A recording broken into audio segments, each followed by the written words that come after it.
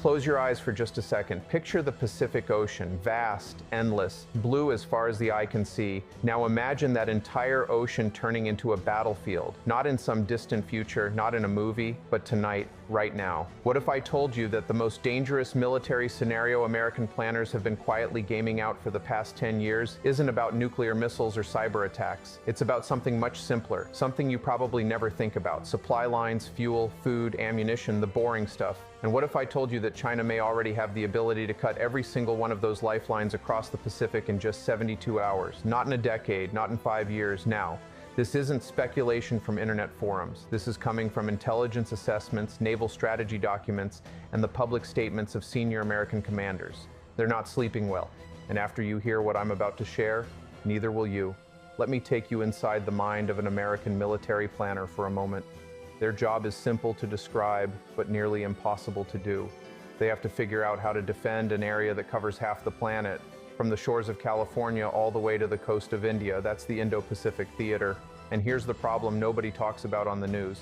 American forces are spread incredibly thin across this massive region. We have bases in Japan, bases in South Korea, bases in Guam, bases in the Philippines, bases in Australia, each one packed with soldiers, sailors, airmen, and Marines, each one loaded with expensive equipment: fighter jets, ships, missiles, tanks. But here's what keeps those planners awake at night. Every single one of those bases depends on a constant flow of supplies that has to travel thousands of miles across open ocean.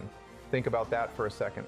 A soldier in Japan needs bullets. Those bullets were made in Missouri. A pilot in Guam needs jet fuel. That fuel came from a refinery in Texas. A ship in the Philippines needs spare parts. Those parts were manufactured in Ohio. Everything, and I mean everything, has to cross the Pacific Ocean. That's not a detail. That's not a footnote in some strategy document. That is the foundation upon which American military power in the Pacific rests, and foundations can crack. Now here's what China figured out a long time ago. You don't have to destroy the entire American military to win a conflict. You just have to cut the supply lines. It's simple, brutal, and terrifyingly effective. The People's Liberation Army has spent 20 years studying this exact vulnerability, 20 years building weapons specifically designed to exploit it, 20 years training their forces to execute a plan that could bring American power in the Pacific to its knees in a matter of days, not months. The strategy has a name. Western analysts call it anti-access and area denial. But forget the fancy terminology. Here's what it actually means. China wants to draw a line in the ocean and tell the American military, you cannot cross this line. And if you try, we will sink everything you send. For years, most experts assumed that line was close to China's coast, around the South China Sea, around Taiwan. But here's what's changing right now. That line is moving. It's moving east,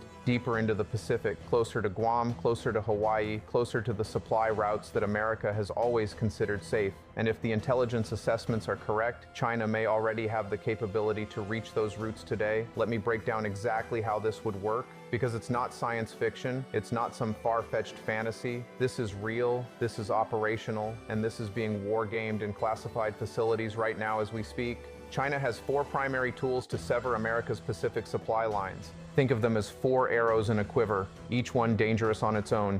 But together they create a nightmare scenario that keeps admirals up at night. The first arrow is missiles, lots of missiles. China has built the largest and most sophisticated land-based missile force on the entire planet. Not one of the largest, the largest. We're talking about tens of thousands of missiles, precision-guided, long-range, and specifically designed to kill ships. There's the DF-21D. They call it the carrier killer for a reason. It can strike large vessels from over 900 miles away. Then there's the DF-26. This one reaches out to 2,500 miles. That puts Guam well within range. That puts every supply ship traveling between Hawaii and Japan in the crosshairs. And then there are the new hypersonic weapons, the ones that fly so fast and maneuver so unpredictably that current missile defense systems struggle to track them, let alone stop them. In the opening hours of a conflict, China could launch a coordinated salvo of these missiles against American supply ships. Not warships necessarily, the soft targets, the tankers carrying jet fuel, the cargo ships carrying ammunition, the logistics vessels that keep the fleet running. These ships are big, they're slow, they're lightly defended, and they're absolutely essential. The second arrow is submarines. China now operates one of the largest submarine fleets in the world. And these aren't rusty old boats from the Cold War. These are modern, quiet, nuclear-powered attack submarines capable of ranging across the entire Pacific Ocean. Imagine a wolf pack. That's the old World War II term for submarines hunting together. Now imagine that wolf pack spread out along the major shipping lanes between America and Asia, waiting, listening, ready to strike. Submarines are terrifying because you never see them coming. One minute you're sailing across calm blue water, the next minute a torpedo tears through your hull.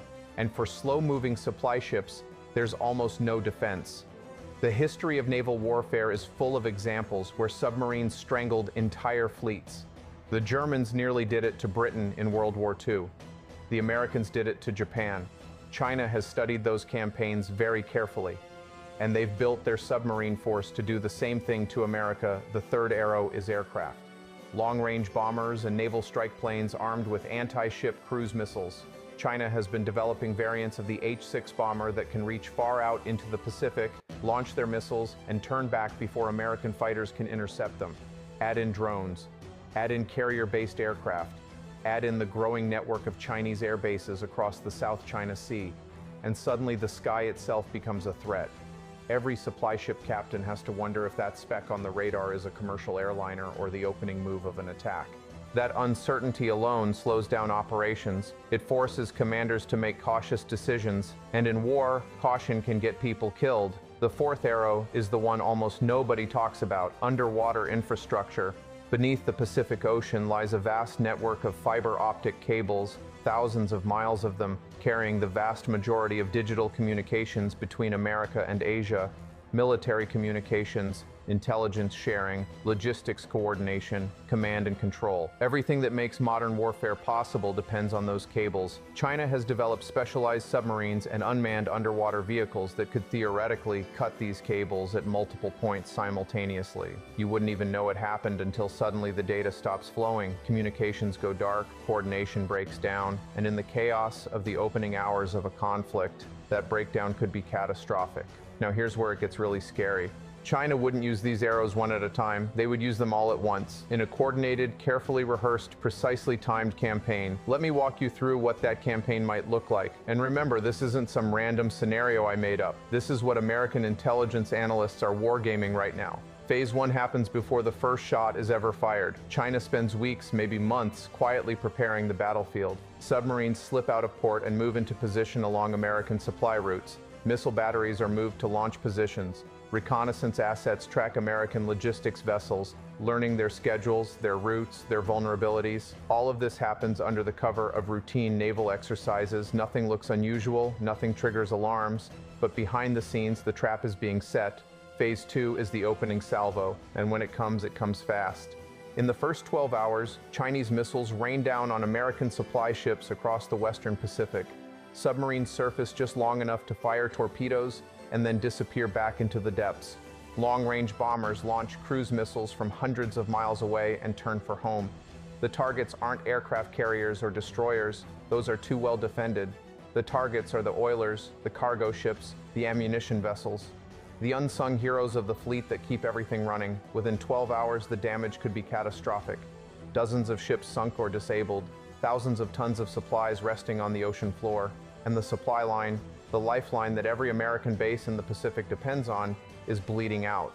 Phase 3 happens between 12 and 48 hours. This is where China consolidates its gains. They've struck the first blow. Now they work to make sure America can't recover. Chinese forces establish what amounts to a maritime exclusion zone across a huge swath of the Pacific. They don't need to patrol every square mile. They just need to make the threat of attack so real, so immediate, that American logistics commanders think twice before sending more ships into the kill zone. And here's the cruelest part. American carrier strike groups, the most powerful warships ever built, are themselves dependent on constant resupply. They burn through fuel and ammunition at an astonishing rate. Without a steady flow of oilers and supply ships, even the mightiest carrier group becomes a liability, a sitting duck. Chinese planners know this. They've studied it for years, and they've built their strategy around forcing American commanders into an impossible choice. Do you risk your precious carrier groups to protect the supply lines, or do you pull them back to safer waters and abandon the forward bases to their fate?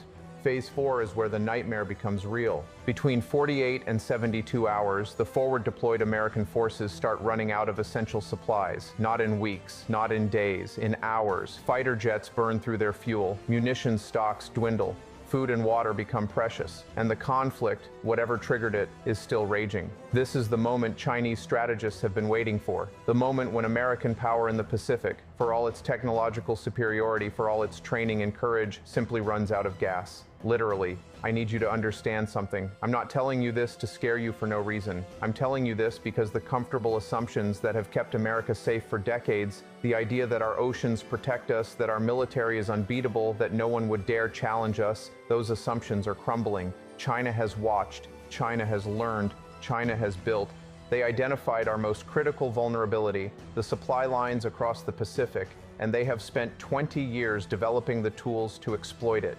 Now here's the good news. American military leaders aren't ignoring this. They're adapting. The Marine Corps is completely restructuring itself under a plan called Force Design 2030. Smaller units, more dispersed, harder to target. The Navy is investing heavily in unmanned systems and undersea warfare capabilities. The Air Force is developing longer-range strike aircraft and new basing strategies, and America is strengthening alliances with Japan, Australia, South Korea, and other partners to share the burden and multiply our strength. These changes are real, they're significant, and they're happening right now. But here's the question that keeps me up at night. Are they happening fast enough? China isn't standing still. Their military in 2025 is fundamentally different from what it was in 2005. And the trajectory suggests that by 2030, they'll have made another enormous leap forward. Hypersonic weapons, artificial intelligence, space-based targeting. The pace of change is breathtaking. And the window of vulnerability, the time when China might decide that the conditions are right to act, may be closing faster than anyone wants to admit. So what does this mean for you?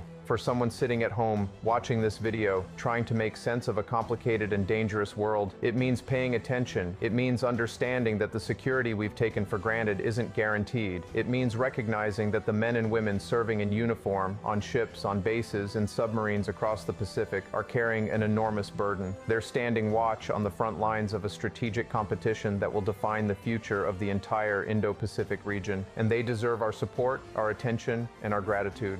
The 72-hour supply line scenario may never happen. I hope it doesn't. I pray it doesn't. But the fact that it's possible, the fact that American military planners are taking it seriously enough to wargame it behind closed doors, that alone should tell you something important. The world is changing. The old certainties are fading. And the next few years will determine whether America can adapt fast enough to meet this challenge. That's not a prediction. It's not a threat. It's simply the truth. And the truth, even when it's uncomfortable, is always worth knowing. Thanks for watching. Stay informed, stay aware, and never forget that the peace we enjoy was earned and is preserved by those willing to sail into harm's way. Take care of yourselves, and I'll see you in the next one.